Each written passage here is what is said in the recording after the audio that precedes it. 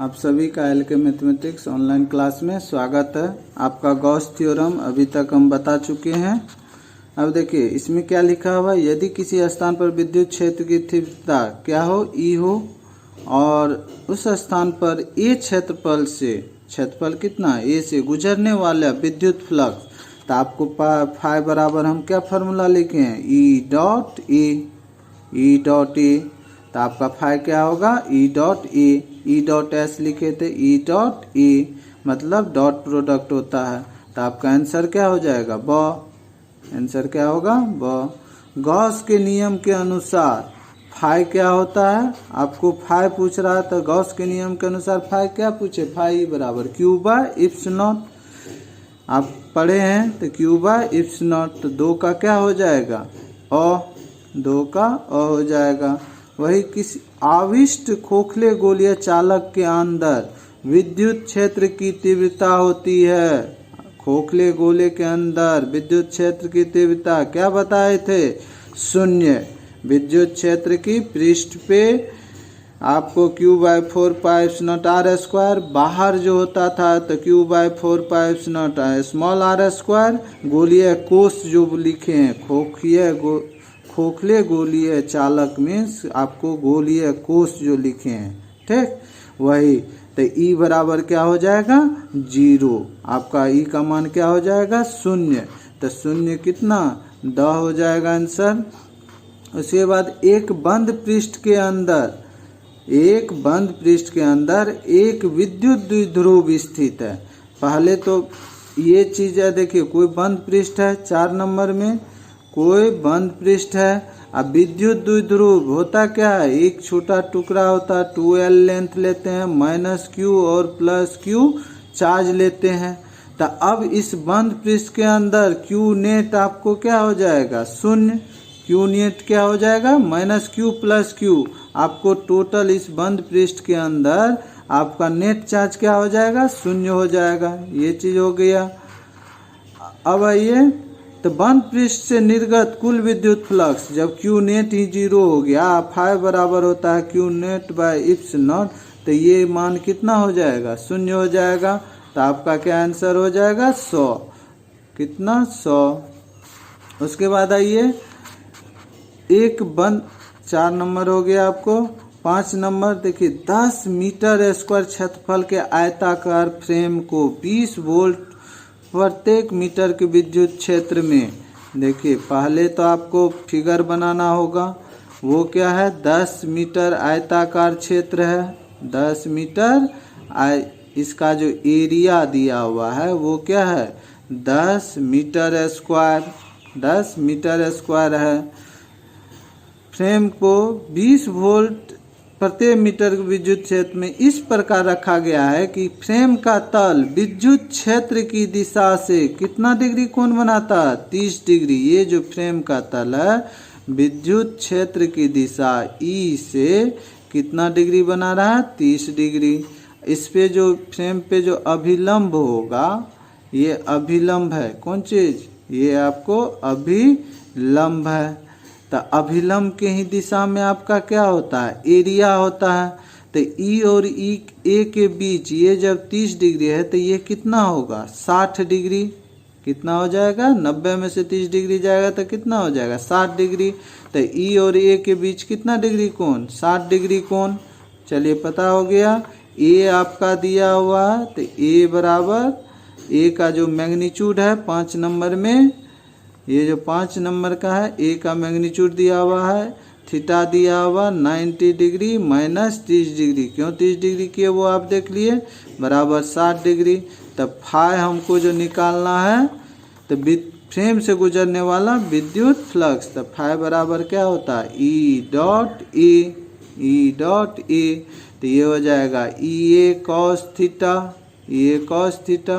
ई कितना आपको दिया हुआ है, 20 वोल्ट पर मीटर, तो 20 गुना ए कितना है, 10, कॉस 60 का मान 1/2, तो 20 गुना 10 गुना कॉस 60 का मान 1/2, तो ये क्या हो जाएगा, 100 वोल्ट मीटर। तो 100 वोल्ट मीटर, तो आंसर क्या हो जाएगा, अ हो जाएगा। आंसर आपका ये वोल्ट मीटर, यूनिट नहीं लिखिएगा तो फिर गलत हो जाएगा, अ हो गया। अब आइए 6 नंबर, किसी दिए गए पृष्ठ के लिए गॉस का नियम इस प्रकार लिखा गया है कि integration E dot D A, ये क्लोज इंटीग्रेशन कौन चीज़ का लिखते थे, फाई का लिखते थे। फाई बराबर क्या लिखते थे, integration surface integration E dot D A लिखते थे। और ये आपका है क्या, शून्य है, तो फाई इसका मतलब क्या हो जाएगा, शून्य हो जाएगा। तो इससे हम यह निष्कर्ष निकाल सकते हैं कि पृष्ठ पर ई अवयव ही शून्य है। देखिए फ्लक्स पृष्ठ में से केवल बाहर जा रहा, पृष्ठ से होकर संपूर्ण विद्युत फ्लक्स क्या होगा, शून्य होगा, जो आपको दिख भी रहा। फाई बराबर क्या है, 0 दिया हुआ, तो क्या हो जाएगा, शून्य हो जाएगा। तो 6 का क्या हो जाएगा, आपको 100 हो जाएगा, 6 का 100, तो आपका आंसर 6 का क्या हो जाएगा, 100 हो जाएगा। अब आइए वायु में स्थित एकांक धनावेश से निकलने वाले संपूर्ण विद्युत फ्लक्स का मान। देखो एकांक धनावेश मतलब Q कितना, 1 दिया हुआ, तो आपको फ्लक्स क्या होता है, Q/ε, तो क्या हो जाएगा 1/ε। देखो 1/ε, तो क्या आंसर हो जाएगा, ब हो जाएगा। तो 7 में आपका आंसर ब। अब आइए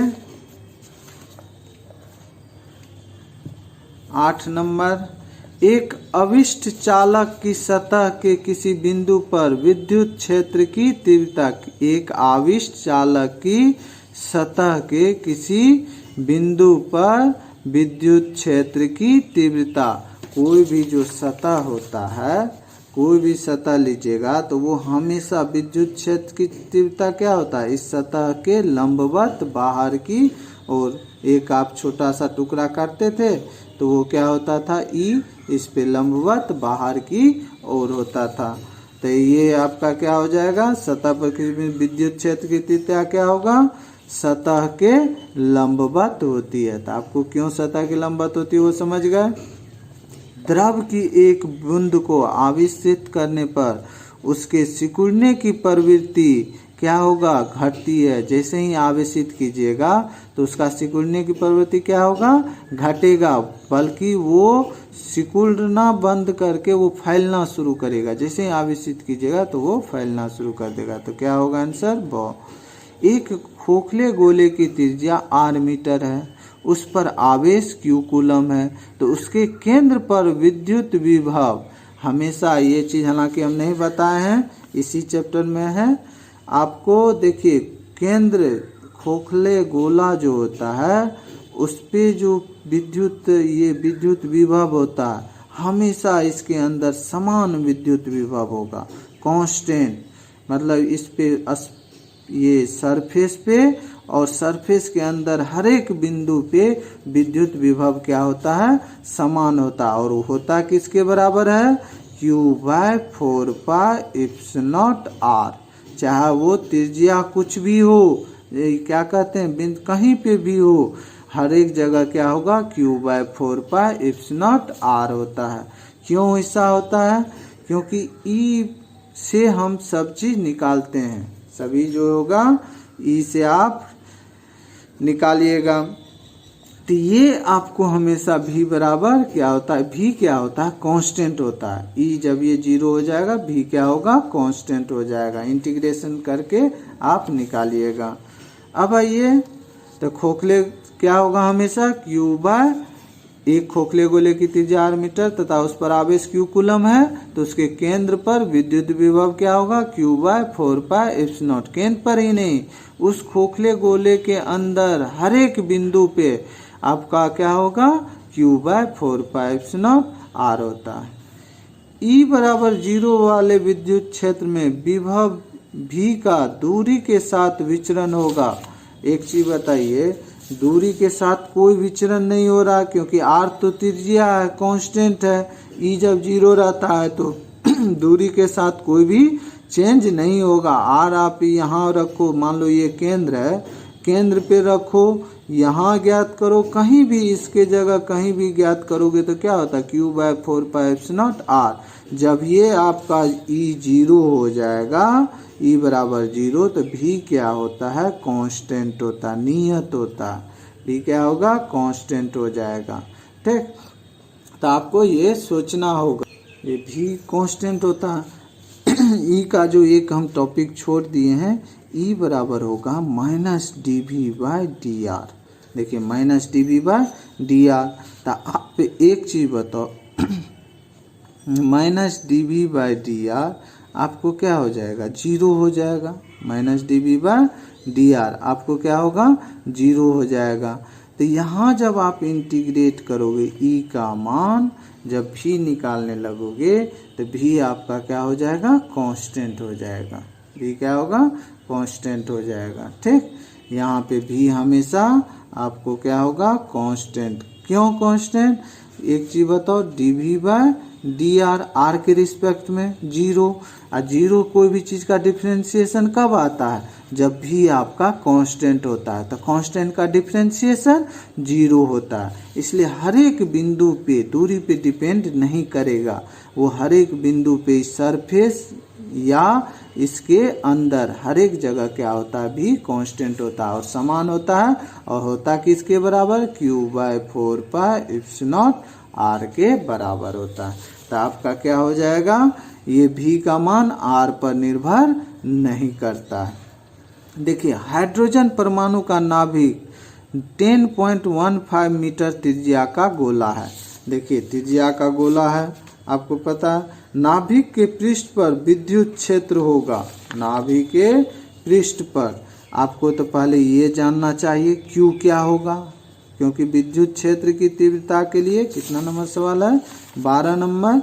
तो आपको पहले 12 नंबर में विद्युत क्षेत्र की तीव्रता के लिए E बराबर क्या होता है, Q/ε0, Q/ε0 जो चार्ज होगा। तो ये जो विद्युत क्षेत्र की तीव्रता आपको ज्ञात करने के लिए, या Q जो आपको लिखा हुआ है फ्लक्स, जब ये फाई होता है Q/ε0, और E बराबर क्या होता है, Q/4πε0 R²। R क्या होगा, उस गोला का त्रिज्या होगा। तो Q हाइड्रोजन में कितने परमाणु, 1, हाइड्रोजन का परमाणु संख्या 1, इलेक्ट्रॉन भी कितना, 1। तो Q क्या हो जाएगा, 1.6 × 10⁻⁻19 कूलम, -19 कूलम। Q निकल गया। 4πε0 का वैल्यू आप रख दीजिएगा, और R आपको दिया हुआ 10⁻⁻15 मीटर। ये सभी रख करके आप क्या निकाल लीजिएगा, E निकाल लीजिएगा। अब आइए 13 नंबर, इतना मीटर त्रिज्या के नाभिक Z बराबर 50 की सतह पर विद्युत विभव होगा। देखिए सरफेस पे विद्युत विभव बोल रहा है। 13 में R आपको कितना दिया हुआ, 9 × 10⁻⁻15 मीटर। Z मतलब परमाणु संख्या दिया हुआ 50 दे दिया। हमको विद्युत विभव V बराबर क्या होता है, Q/4πε0 R सरफेस पे, और Q बराबर क्या हो जाएगा, यहाँ पे R आपको मालूम है, Q निकालना है। Q बराबर क्या होता है, Z × E, N क्या होता है, नंबर ऑफ इलेक्ट्रॉन की संख्या। तो परमाणु संख्या जब 50 है तो नंबर ऑफ इलेक्ट्रॉन भी कितना होगा, 50 ही होगा। तो ZE तो 50 × 10 1.6 × 10⁻⁻90 कूलम। यहाँ से आप Q निकाल लीजिएगा। R आपको मालूम है, 1/4πε0 का मान रख दीजिएगा और इसको बना लीजिएगा। तो 1/4πε0 का मान कितना होता है, 9 × 10⁻9। तो आप वहाँ से आप रख के बना लीजिएगा। ठीक, अब आइए 14, अनंत लंबाई के आवेशित बेलनाकार चालक की अक्ष से R दूरी पर विद्युत क्षेत्र होगा। याद है, अनंत लंबाई के तार द्वारा विद्युत क्षेत्र जब तार का क्या होता है रैखिक घनत्व जब लैम्डा हो तो क्या ये बताए थे λ/2πε0 r आपको बता चुके हैं। तो ये क्या हो जाएगा λ/2πε0 r। यदि किसी खोखले गोलीय चालक के धनावेशित किया जाए तो उसके भीतर का विद्युत विभव, देखिए विद्युत विभव चाहे गोला हो जो भी होगा तो उसका विद्युत विभव क्या होगा कांस्टेंट, हमेशा धनात्मक एवं समरूप होगा। क्या होगा धनात्मक एवं समरूप होगा, क्योंकि खोखला गोला अभी तुरंत इससे पहले सवाल में बताए हैं खोखला गोला के अंदर विद्युत आवेश क्या होगा विद्युत विभव हमेशा कांस्टेंट होता नियत होता। एक Q जब धनात्मक होगा तो V भी क्या होगा धनात्मक होगा और कांस्टेंट होगा नियत होगा। तो ये क्या होगा धनात्मक एवं समरूप होगा। आवेशित खोखले गोलाकार चालक के केंद्र पर, खोखले गोलाकार चालक के केंद्र पर देखिए विभव क्या होगा कांस्टेंट होगा, लेकिन विद्युत क्षेत्र खोखला गोला के अंदर क्या होता है शून्य होता है। तब देखते हैं विद्युत क्षेत्र हम दोनों शून्य होगा गलत है, विभव शून्य होता है गलत है, क्योंकि विभव खोखला गोला के अंदर कांस्टेंट होता है। विद्युत क्षेत्र नहीं है ये सही है, विद्युत क्षेत्र शून्य होता है विभव नहीं, यही आपका क्या होगा सही होगा, क्योंकि खोखले गोला के अंदर विद्युत क्षेत्र शून्य होता है लेकिन विभव क्या होता है कांस्टेंट होता है। 5 cm त्रिज्या के 5 सेंटीमीटर त्रिज्या के धातु के खोखले गोले को इस प्रकार आवेशित किया जाता है कि उसके पृष्ठ पर विभव कितना है 10 वोल्ट है। तो गोले के केंद्र पर वोल्ट में विभव होगा। अभी आपको बताए कितना नंबर 17 नंबर। अब एक चीज बताइए, अभी आपको क्या बोले गोले के पृष्ठ त्रिज्या कुछ भी रहे आर है, केंद्र हो या गोला के पृष्ठ पे जो विभव होगा V बराबर कितना Q/4πε0 r, यही क्या होगा इस गोला के अंदर हर एक बिंदु पे। तो ये V जब मेरा सरफेस पे 10 है तो इसके केंद्र पे भी कितना होगा, जब यहाँ ये हर एक बिंदुए पे भी होगा तो केंद्र पे भी कितना होगा भी ही होगा। तो भी मेरा कितना है 10 वोल्ट है, तो केंद्र पे भी कितना होगा 10 वोल्ट ही होगा। वही कंसेप्ट, इसी कंसेप्ट पे वो सवाल पूछा था। यदि किसी 17 हो गया तो ये क्या होगा 10। यदि 18 में यदि किसी चालक की सतह के प्रति एकांक क्षेत्रफल पर आवेश क्या है सिग्मा। देखिए किसी सुचालक की सतह के प्रति एकांक क्षेत्रफल पर आवेश क्या है सिग्मा हो, तो सतह के किसी बिंदु पर क्षेत्र की तीव्रता होगी, क्षेत्र की तीव्रता होगी। आपको किसी सुचालक की सतह, आप एक प्लेट के बारे में पढ़े थे, समतल प्लेट के कारण किसी बिंदु पर विद्युत क्षेत्र की तीव्रता क्या पढ़े थे σ/ε0। सतह प्लेट मतलब जो प्लेन सरफेस था उसके कारण कितना σ/ε0। σ/ε0 सतह के क्या होता था लंबवत होता था। 19 देखो R1 और R2 त्रिज्या के दो चालक गोलों के पृष्ठों पर, दोनों त्रिज्या के कोई 19 नंबर में दो गोला है, एक का त्रिज्या R1 है और दूसरे का त्रिज्या R2 है, हो गया R2 है। अब आइए आगे क्या बोल रहा है, दो चालक गोलों के पृष्ठ पर आवेशों के पृष्ठ घनत्व क्या है बराबर है, मतलब आवेश जो दोनों पे दिए हैं वो हर एक का पृष्ठ घनत्व क्या है बराबर है। ये मान लिए दोनों पे कितना है सिग्मा है, पृष्ठ घनत्व आपका सिग्मा है। अब आइए पृष्ठ घनत्व आपका समान है, तो पृष्ठों पर विद्युत क्षेत्र की तीव्रता का अनुपात है। हमको पृष्ठ पे E1 और E2 का अनुपात निकालना है, E1/E2।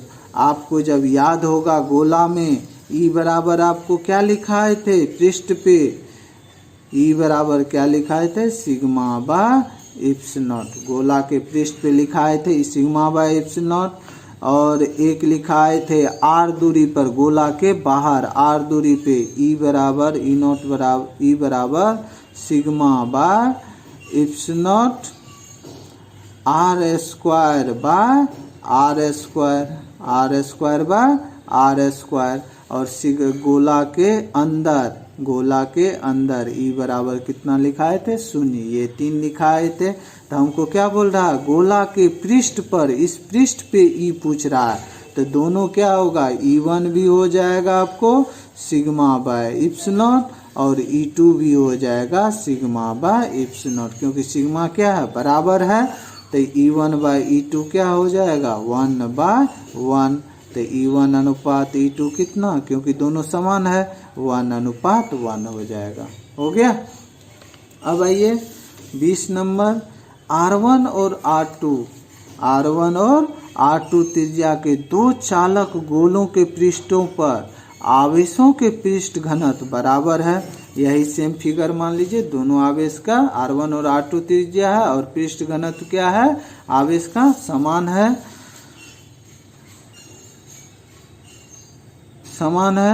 तो इन पृष्ठों पर विभव का अनुपात,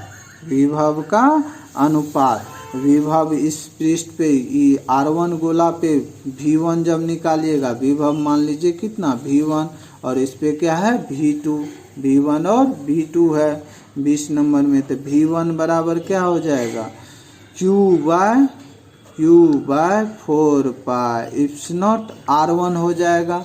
और Q क्या होगा, चार्ज डेंसिटी गुना एरिया। तो एरिया इसका गोला का क्या होगा 4 pi R1 square, 4 pi R1 square into sigma divided by 4 pi eps naught R1। 4 pi cancel, R1 cancel, तो ये हो जाएगा sigma R1 by eps naught, sigma R1 by eps naught कौन निकला V1। तो अब उसी टाइप से V2, तो V2 क्या हो जाएगा Q by 4 pi eps naught, Q dash मान लेते हैं R2, ये हो जाएगा। तो Q डैश क्या होगा 4 pi eps naught R2 square into sigma, क्योंकि सिग्मा तो बराबर है, ये divided by 4 pi eps naught R2 4 pi cancel, R2 cancel, तो ये V2 आपको क्या हो गया sigma R2 by eps not हो गया। अब V1 बाय V2 हमको निकालना है, V1 बाय V2, तो sigma R1 by eps naught divided by sigma R2 by eps naught, cancel क्या हो गया R1 बाय R2, मीन्स कितना अनुपात R1 अनुपात R2, मतलब दोनों पृष्ठ के गोलों का विभव का अनुपात क्या हो जाएगा R1 अनुपात R2 हो जाएगा। तो 20 का आपका आंसर क्या हो जाएगा 21। दो गोलों की त्रिज्याएं R1 तथा R2 है, उन पर आवेश क्रमशः Q1 तथा Q2 है। तो गोलों के पृष्ठों पर विभव समान है। देखिए गोलों के पृष्ठ पर क्या बोल रहा है, विभव समान है। तो Q1 तथा Q2 का अनुपात ज्ञात करें। देखिए गोलों के पृष्ठ पे विभव आपको क्या दिए हुए हैं, समान दिए हुए हैं। गोलों के पृष्ठ पर विभव आपको समान दे दिया। जब विभव समान दे दिया,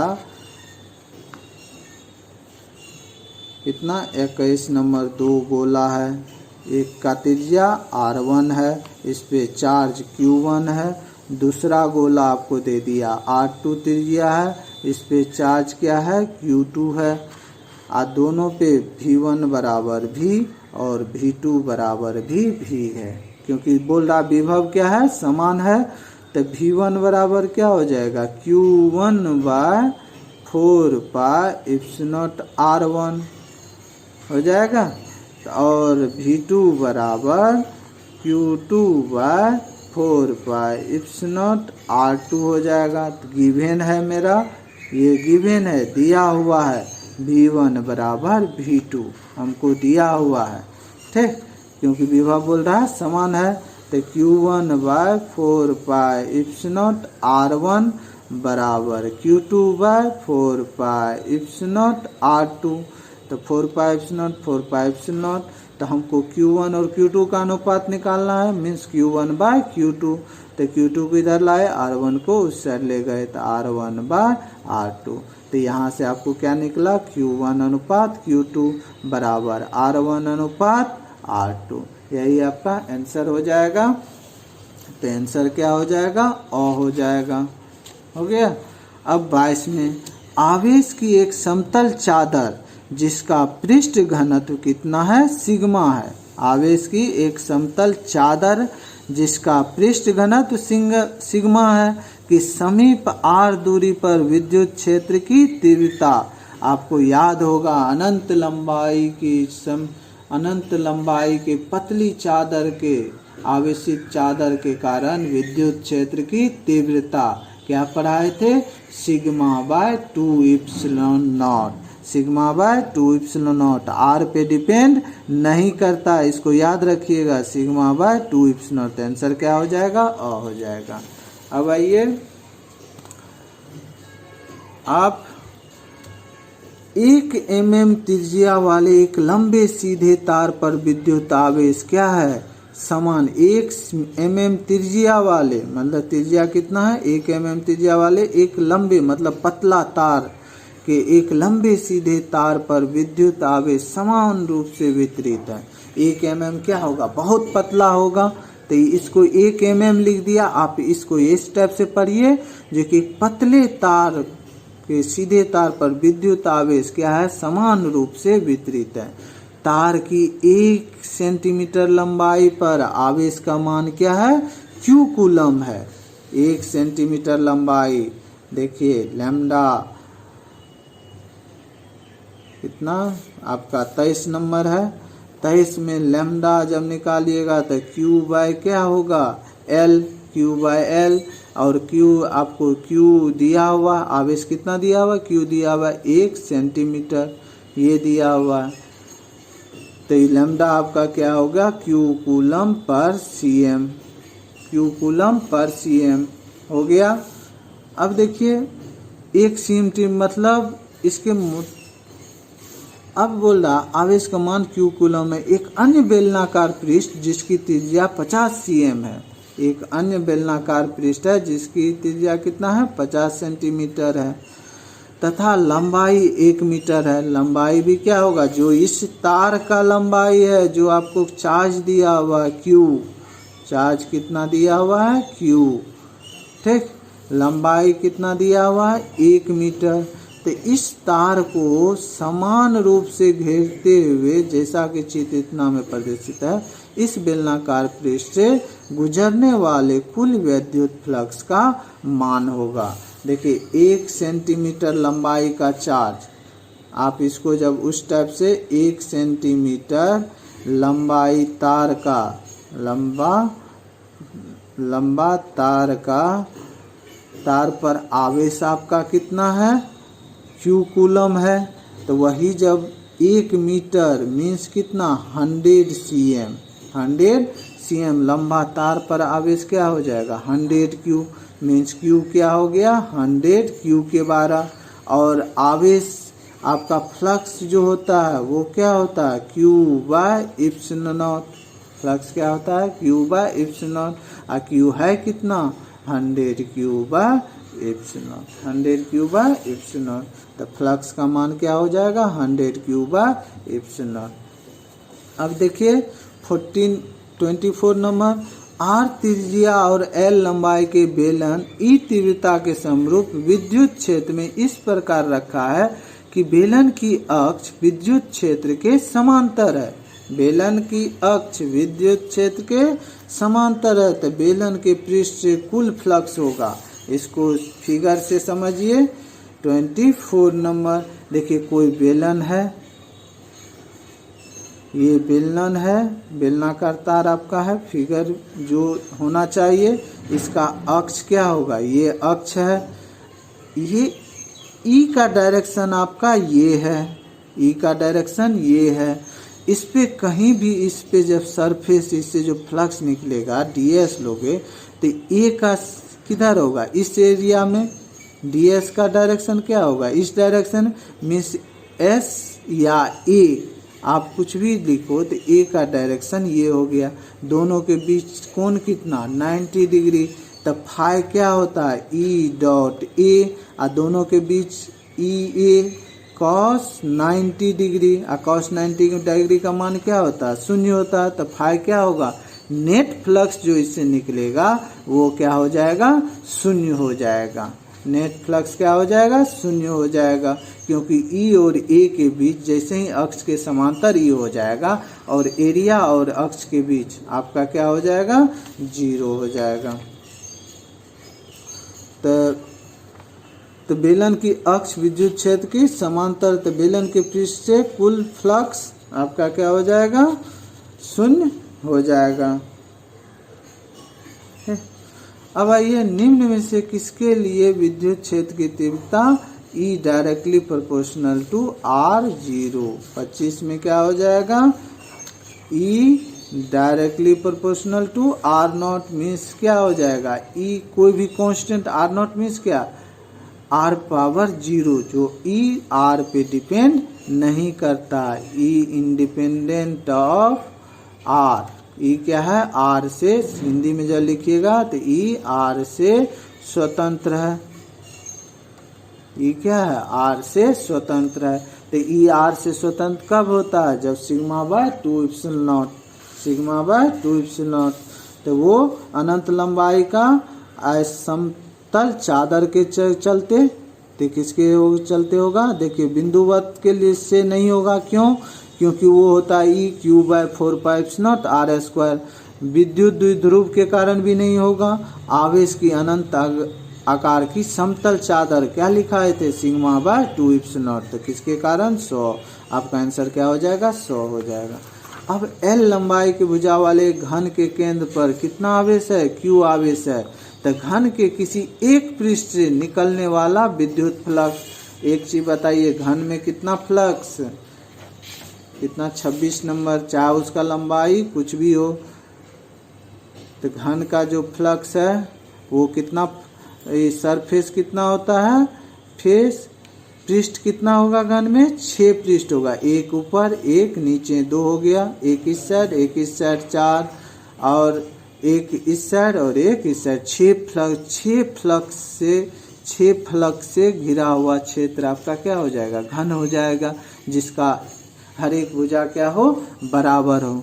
तो इसके अंदर जो चार्ज है, तो इस 6 फ्लक्स से जो, क्योंकि घन है तो हर एक फ्लक्स से जो हर एक मतलब सम क्या कहोगे फलक में समतल जो इसका एरिया होगा, हर एक फेस से जो फ्लक्स निकलेगा वो क्या होगा समान होगा। तो 6 फ्लक्स से ये इसके घन के अंदर चार्ज कितना Q, तो फाई क्या होगा Q by epsilon net flux. ये क्या है 6 फ्लक्स से गुजरेगा, लेकिन एक फ्लक्स से जब आप निकालिएगा तो वो क्या हो जाएगा फाई डैश बराबर 1/6 फाई, तो 1/6 इंटू Q बाय एप्सिलॉन, तो कितना हो जाएगा 1/Q/6 एप्सिलॉन, वो आंसर हो जाएगा। अब आपका 27 इम्पोर्टेंट है। देखिए, 2 समकेंद्रीय गोले की त्रिज्या क्रमशः A तथा B के बीच क्षेत्र आवेश का आयतन ये रो है, A/R है। देखिए, कोई 2 गोला है, समकेंद्रीय गोला है, इसके बीच का पृष्ठ घनत्व दिया हुआ, वो क्या दिया हुआ रो, और इसके केंद्र पर आवेश Q दिया हुआ है। इसका अंदर वाले का त्रिज्या A और बाहर वाले का त्रिज्या B दिया हुआ, A और इसका B दिया हुआ है। इसका अब हमको पूछ रहा है, जो कि देखिए ये चीज़ हम रो बराबर जो दिया हुआ वो बनाते जाइए। रो आपको कितना दिया हुआ A/R, मतलब इस A/R जहाँ एक निश्चित अंक तथा R केंद्र से दूरी है। R क्या है केंद्र से दूरी, मतलब इस केंद्र से R दूरी पे जो ये हुआ, ठीक, ये R दूरी पे यही दूरी, ये हम एक गॉसियन सरफेस ड्रॉ कर लिए, क्योंकि हम कुछ r दूरी पे एक गॉसियन सरफेस हम ड्रॉ कर लिए, जिसका ये क्या है, dr है। ठीक, dr हो जाएगा। अब देखिए, तो ये dv जब हम आयतन, इस भाग का जब आयतन निकालेंगे तो इस भाग का एरिया गुना dr हो जाएगा। तो गोले के केंद्र पर बिंदु आवेश क्या है, q स्थापित है। तो a का मान इस प्रकार है कि गोले के बीच स्थान पर विद्युत क्षेत्र क्या हो, निश्चित हो। गोले के बीच स्थान पे विद्युत क्षेत्र का मान क्या हो, नियत हो, कांस्टेंट हो। E क्या हो, कांस्टेंट हो, R पे डिपेंड नहीं करे ये। तो हमको A का मान निकालना होगा। A का किस मान पे, जो कि गोला का जो आपका विद्युत क्षेत्र होगा वो क्या हो, नियत हो। तो हमको तो पहले ये dq निकाल लेना होगा, ये चार्ज निकालना होगा। तो ये चार्ज निकालना होगा, तो कैसे निकालना होगा, charge density into volume. Suppose करो ये जो भाग का जो चार्ज है ये हमको पहले निकालना होगा, तब जो इससे फ्लक्स निकलेगा तब न लिखेंगे Q/0। फाई बराबर गोला से नेट, सकेंद्रीय गोला से नेट जो फ्लक्स निकलेगा वो फाई बराबर वो क्या होगा, E डॉट ds और ds भी क्या होगा, समान हो जाएगा। तो E इंटू ds हो जाएगा। डायरेक्ट हम लिख रहे हैं Q net by epsilon. Q net क्या होगा, इसका जो चार्ज डेंसिटी, इस चार्ज डेंसिटी के कारण, तो Q नेट हम इसके जो छायांकित भाग है, इस छायांकित भाग के अंदर हम Q डैश चार्ज मान लेते हैं। तो Q नेट बराबर क्या होगा, इस पूरे इस पृष्ठ से निकलने वाला ये E आपको इधर होगा और ds भी क्या होगा, लंबवत बाहर ही होगा। तो Q नेट जब हम निकालेंगे Q नेट जब निकालिएगा तो वो क्या होगा, Q डैश प्लस Q। तो अब उसी को हमको इंटीग्रेट करना होगा। ये रो dv चार्ज डेंसिटी जब निकालिएगा, इस गॉसियन सरफेस जो हम निकाले हैं, तो ये रो चार्ज वॉल्यूम डेंसिटी है गुना वॉल्यूम dv। तो आप क्या कीजिए, E ds, E into ds बराबर क्या हो जाएगा, Q प्लस इंटीग्रेशन कहाँ से, A से R तक। A से कहाँ तक, A कहाँ तक, त्रिज्या क्या होगा, A से कहाँ तक जाएगा, R तक जाएगा। A से R तक rho into dv divided by epsilon. Rho into dv क्यों, क्योंकि इस जो R डिस्टेंस पे जो हम ड्रॉ किए हैं, R डिस्टेंस पे वो त्रिज्या क्या हो रहा है, A से कहाँ तक, यहाँ से यहाँ तक। तो A से आप कहाँ तक जा रहे हैं, त्रिज्या A से R तक जा रहे हैं। ठीक, तो रो इंटू dv, तो E आपका हो जाएगा, ds क्या हो जाएगा, 4πr², E dot ds into 4πr² बराबर Q प्लस जो केंद्र पे हमको Q है, A से R तक, रो मेरा दिया हुआ है A/R, और dv क्या होगा, ये जो वॉल्यूम होगा 4πr² इंटू dr क्या होगा, इस दोनों बीच के गैप। ठीक, 4πr² इंटू dr जो उसका मोटाई होगा। तो ये हो गया। तो अब r आपका क्या हो जाएगा, कैंसिल हो जाएगा, डिवाइडेड बाय एप्सिलॉन। तो E इंटू 4πr² बराबर Q। A 4π आपका क्या है, कांस्टेंट है। तो 4π बाहर कर लिए, A से R into dr divided by epsilon. x रहता था तो x का dx के रिस्पेक्ट में क्या लिखते थे, x²/2। तो r है तो क्या हो जाएगा, r²/2। तो इंटू 4πr² Q प्लस 4π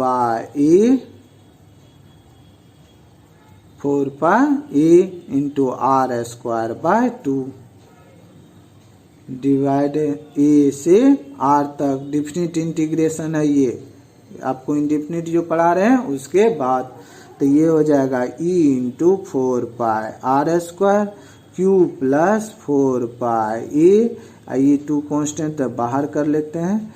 अब देखो ऊपर वाला लिमिट पहले रखेंगे तो ये हो जाएगा आर स्क्वायर, और ए की जगह नीचे वाला जब रखेंगे तो माइनस चिन्ह देंगे, तो A square divided by epsilon naught. अब आप क्या करो, गुना कर दो। अब इसको गुना, अब जब इसको आप कीजिएगा तो इससे आप अंदर ले जाइए 4 इसको क्या करोगे कट, ई बराबर हो जाएगा Q प्लस 4 से कैंसिलिंग कर दो, 2 A into R square minus A square divided by 4 epsilon naught R square हो गया। अब इसको अलग अलग भाग दीजिए तो ये हो जाएगा ई बराबर Q by 4 epsilon naught R square plus 2 A, गुना करते जाइए और लिखते जाइए R square divided by 4 epsilon naught R square minus 2 A square by 4 epsilon naught R square.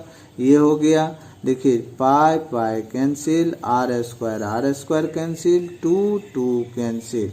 देखिए ई बराबर Q by 4 epsilon naught R square plus A by 2 epsilon naught, A by 2 epsilon not minus 2 A square by 4 epsilon naught R square. अब देखिए ई constant कब होगा, जो are पे depend नहीं करेगा, जब सिर्फ ये क्वांटिटी आपका बच जाएगा, तब ये और ये कैंसिल हो जाए तो मेरा ये क्या हो जाएगा, कांस्टेंट हो जाएगा। ए बाय 2 एप्सिलॉन नॉट दोनों क्या है, कांस्टेंट है, तो इससे हमको क्या होगा, बन जाएगा। तो यही चीज क्या करेंगे, हम इस दोनों को 0 के बराबर कर देते हैं। ई कांस्टेंट होगा जब ये, देखिए ई कांस्टेंट कब होगा, जब ये और ये क्या होगा, बराबर हो जाएगा। बराबर होने का मतलब ये और ये एक दूसरे को कैंसिल कर देगा और ये क्या होगा, कांस्टेंट होगा।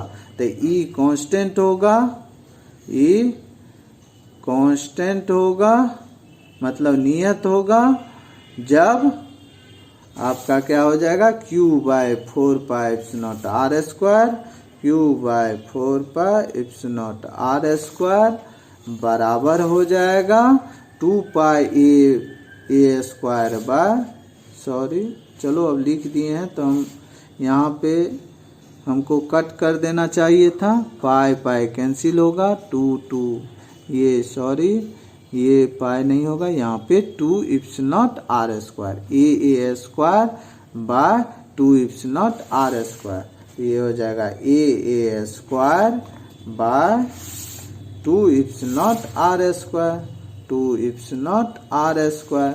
अब इसको कैंसिल कीजिए तो ये epsilon naught cancel, R square cancel, 2 से 2 कैंसिल। तो ए बराबर क्या, ए हमको निकालनी है, हमको निकालनी क्या है, ए निकालनी है। तो ए जब निकालनी है तो ए स्क्वायर को इधर लाना होगा, तो ये हो जाएगा Q बाय 2 ए स्क्वायर, यही क्या होगा, ए का मान होगा। तो Q बाय 2 ए स्क्वायर आपका क्या हो जाएगा, द हो जाएगा। ठीक, 26-27 का द आंसर हो जाएगा। ठीक, Q बाय 2 ए स्क्वायर। धन्यवाद आपका, ऑब्जेक्टिव समाप्त हो गया। कल आपको हम न्यूमेरिकल बताएंगे।